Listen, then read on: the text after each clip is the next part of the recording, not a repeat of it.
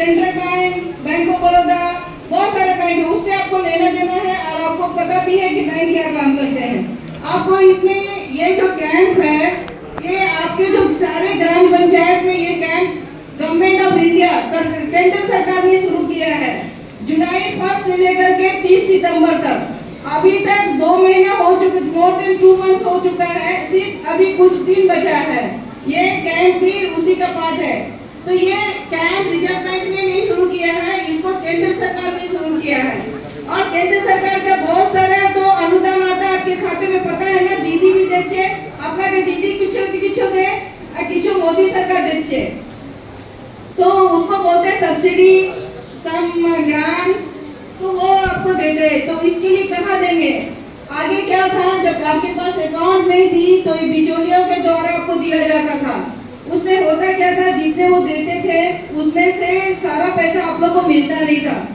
अभी क्या है, डायरेक्ट आपके अकाउंट में वो जमा होता है। तो इसमें क्या है, आप लोग को फायदा हुआ। फायदा क्यों हुआ कि 2014 में बहुत सारे अकाउंट आप लोगों का, सब बहुत लोग का अकाउंट खुला। इससे पहले अकाउंट था नहीं, तो अब तक जो अनुदान मिल रहा था वो बिचौलियों के द्वारा मिल रहा था। तो अभी तो आपको फायदा होता है जिनकी सबका अकाउंट है।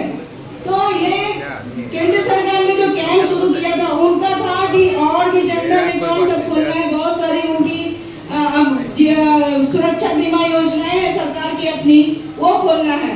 तो रिजर्व बैंक का कहना था कि हम लोग, क्योंकि ये बैंकों के द्वारा ही होगा, हम लोग भी 3 उद्देश्य के साथ कैंप को भागीदारी हम लोग भी करेंगे।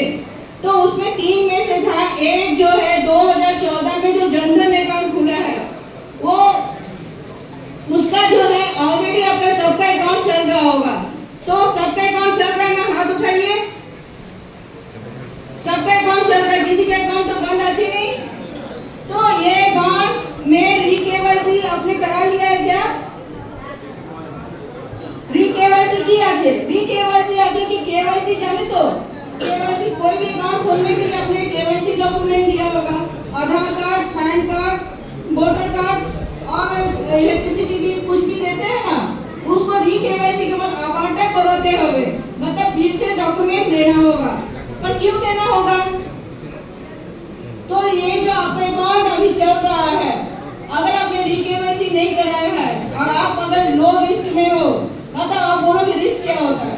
रिस्क यह है कि जितने भी जमाए हैं बैंकों के पास, रिजर्व बैंक का ये नियम है कि उन्होंने बैंकों को बोला है कि आप ये अकाउंट सारे जमा करता को 3 भागों में बांट दीजिए।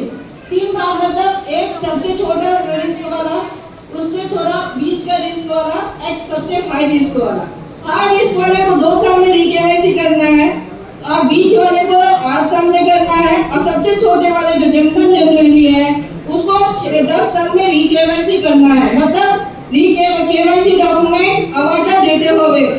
तो वो बेसिकली इसलिए किया गया है कि आपका जो अकाउंट है 10 साल के बाद आप लोग का नाम चेंज हुआ है, एड्रेस पता चेंज हुआ है, तो वो बैंकों को बताइए। नहीं तो बैंक को वो खाता पड़ा है लेकिन उसमें कुछ रिस्क हो जाता है। उसका अकाउंट मान लिया उसका कोई आप यूज नहीं कर रहे, कोई और आपका यूज कर रहा है, वहाँ इनकम टैक्स का नोटिस आ जाएगा या कुछ ब्लैक मार्केटिंग का पैसा आ रहा है, तो